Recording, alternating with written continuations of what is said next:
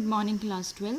In our previous lecture we discussed about, what did we discuss? We discussed about fertilization, right?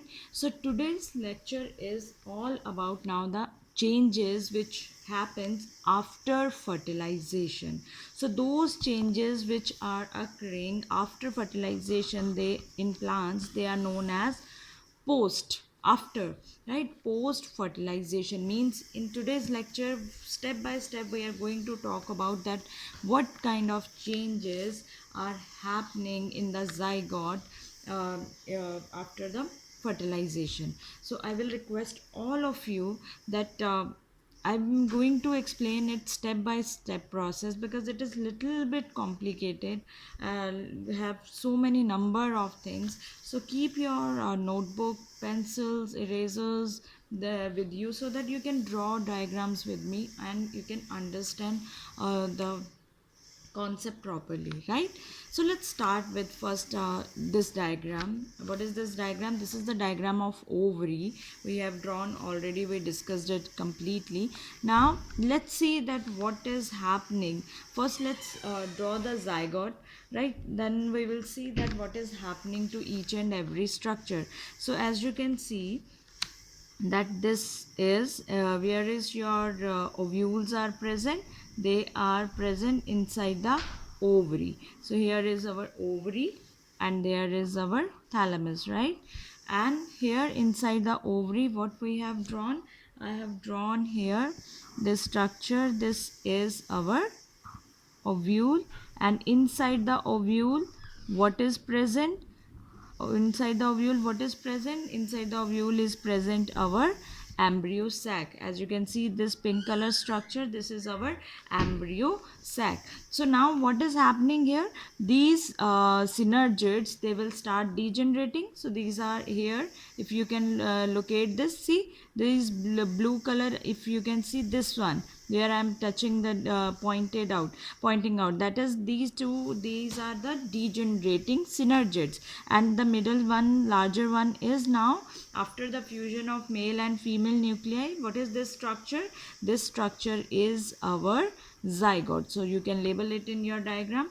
Now here are, what are the other, this is our chalazal and this is our micropylar. And always, every time I tell you that first the labeling is very much important, means label the parts that which ends, especially that chalazal and micropylar end, because there are different kind of position of the ovules. That is sometimes in few books they draw anatropous, few they draw the micropylar at the upper end and chalazal at the lower end. So you have to specify your position that you are drawing chalazal part here and micropylar here, right? Otherwise these all labeling that will be get wrong with your diagram.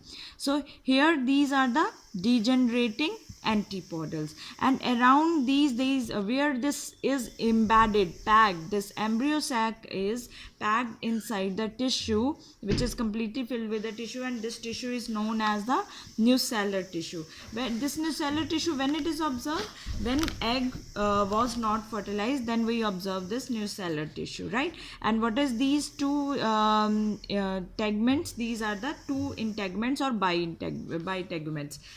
And now after triple fusion, the center polar nuclei, they have fused with another male gamete. So this is known as our PEN. What is PEN? Primary endosperm nucleus, or you can write it with the as a PEC also, primary endosperm cell also. And what is the ploidy of this? This is 3N and zygote is 2N. So if this structure is clear, let's move to the next step.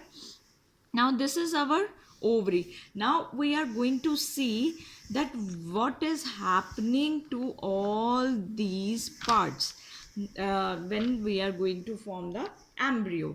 This is ripened ovary.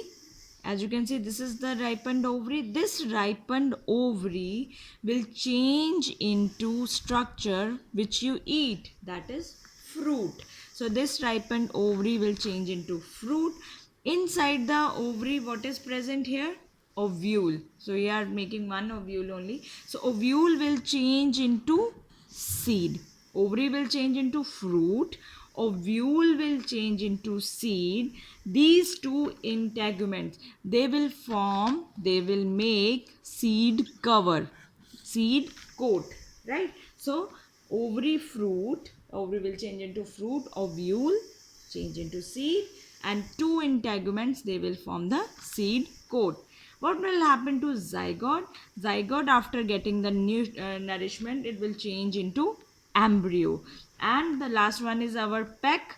Peck will change into endosperm, and ultimately endosperm is the nutritive tissue which is going to provide nutrition to embryo. So we are in post fertilization, we are going to talk about these two things, embryo and the endosperm, because endosperm is the structure which is ultimately going to help embryo.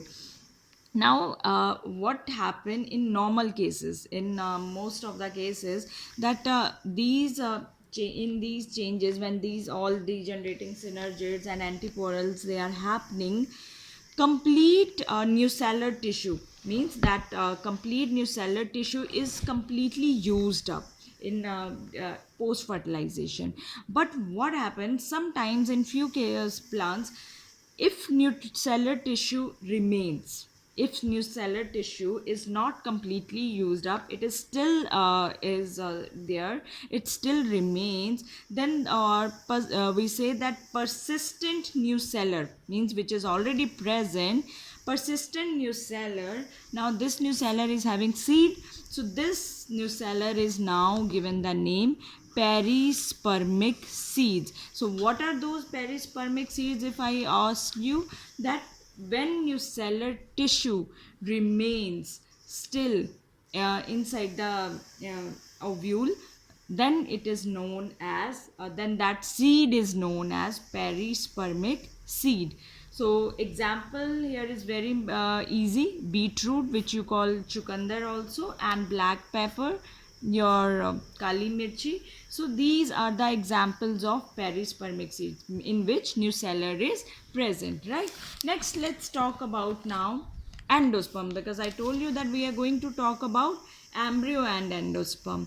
What is endosperm? Endosperm is nutritive tissue, because you in fertilization we have formed with the zygote, and zygote, now if it has to develop into embryo, it needs nutrition. So who is providing nutrition to embryo? That is endosperm. But for that we have to first study that how it is formed. So endosperm formation, endosperm is a nutritive tissue. Nutritive tissue, it is very clear that it is going to supply nutrients to whom?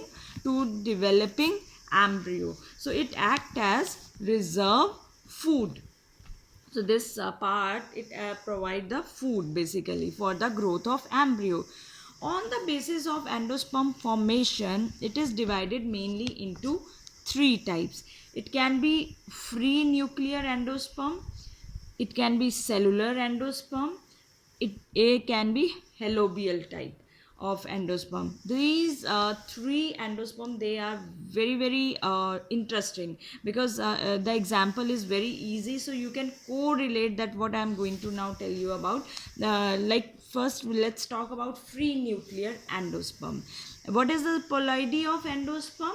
Is it 2n or 3n? It is 3n. It is triploid. So this is the nucleus of primary endosperm. This is primary endosperm nucleus. Now after when primary endosperm nucleus is formed, this nucleus, it divides. Now only nucleus divides. There is no cytokinesis, means no cytoplasm is dividing. Only who is dividing? Nucleus is dividing. When nucleus will divide, the condition is you will get many nuclei condition, more and more nuclei. So as you can see now, there are, from this nucleus, more nuclei they are formed. And what is the ploidy of all these nuclei? They are triploid in the nature.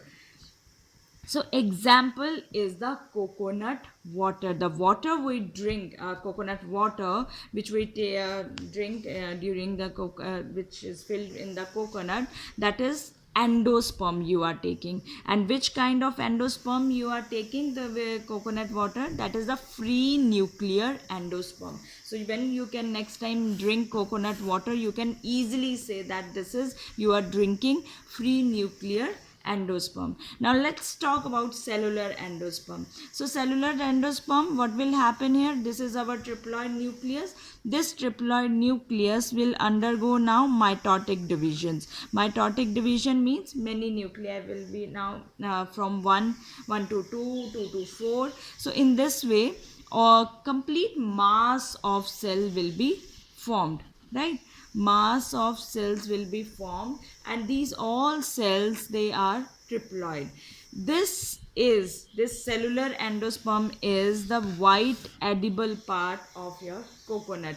What we eat, that white portion, that edible part is the cellular endosperm. So water is free nuclear endosperm, and white portion which we are eating, that is cellular endosperm. The next one is the allovial type. So but basically, first, before I jump into allovial, let's see how these endosperm is free or cellular, they are forming in coconut. This is triploid. First condition, free nuclei are formed because of free nuclear division. After this, the edible part. Now after this, cytokinesis will happen. So inside this cell, you already have so many nuclei. After cytokinesis, there will be formation. As you can see this pink structure, so there will be formation of complete wall, hard structure, solid structure will be formed. So inside there are free nuclei, that is our coconut water. And after cytokinesis, the solid part, edible part which is forming, this is our forming after the cellular endosperm, right? Now I think you are clear with both the types. The third one is halobial type. Halobial is most commonly seen in the monocots plants, or monocot endosperm. So this is pen. What is pen? Primary endosperm nucleus. Primary endosperm nucleus will undergo its first division. First division form how many cell? How many nuclei? 2 nuclei. If it will undergo second division, it will be forming 4 nuclei. Now after this, few cells, they arranged at the one end, or if I say chalazolan, and the few mass of cells, or the cells, they divide only by free nuclear division. They will start collecting towards the micropylar end. Actually, halobial is a intermediate. It is intermediate type between your free nuclear endosperm and cellular endosperm. As you can see, few cells, they arranged at the first, that is chalazolan, and few mass of the cells, free nuclear division, that is observed at towards the micropylar end. So this is about the halobial type. So in my next part of this lecture, I'm going to talk about the next portion, where what is actually, how hypocotyle plumule they are going to form from the embryo.